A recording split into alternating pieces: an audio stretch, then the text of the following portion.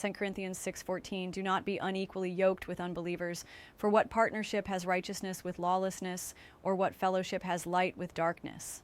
This verse warns believers against forming binding relationships with those who reject God's truth. The imagery of a yoke highlights the difficulty of two very different natures working together in harmony. Spiritually, it calls Christians to maintain unity in faith, righteousness, and holiness, avoiding entanglement with sin and unbelief that can compromise their walk with God. 1 Amos 3:3, do two walk together unless they have agreed to do so? This Old Testament verse explains that agreement is necessary for unity, reinforcing the idea behind unequal yoking. 2 Corinthians 15:33, do not be deceived, bad company ruins good morals. Associations influence spiritual health. The warning aligns with 2 Corinthians 6:14 about relationships. 3 Joshua 23:11, be very careful to love the Lord your God. Exclusive devotion to God guards against harmful partnerships. 4 Psalm 1:1, blessed is the man who walks not in the counsel of the wicked. Avoiding evil companionship protects righteousness.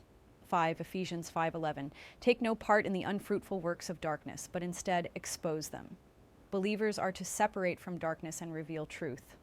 6 Matthew 7:13-14, enter through the narrow gate, for wide is the gate and broad is the road that leads to destruction, and many enter through it. But small is the gate and narrow the road that leads to life, and only a few find it. The believer's path requires careful separation from worldly ways. 7 Proverbs 13:20, whoever walks with the wise becomes wise. Right relationships nurture godly character.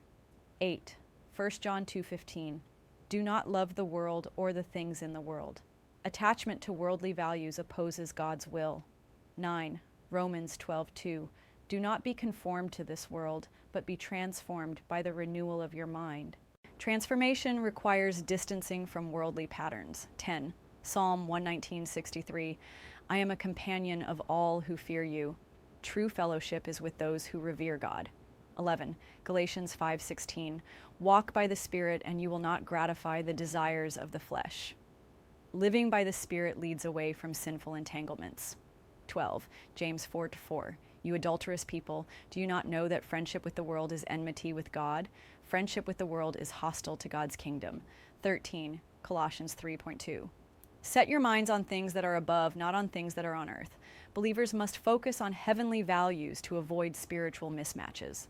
14 Hebrews 10:24, and let us consider how to stir up one another to love and good works. True Christian fellowship encourages growth in faith and holiness. Conclusion, 2 Corinthians 6:14 calls believers to carefully guard their closest relationships, ensuring unity in faith and holiness. Spiritual harmony cannot exist where light is yoked with darkness, righteousness with lawlessness.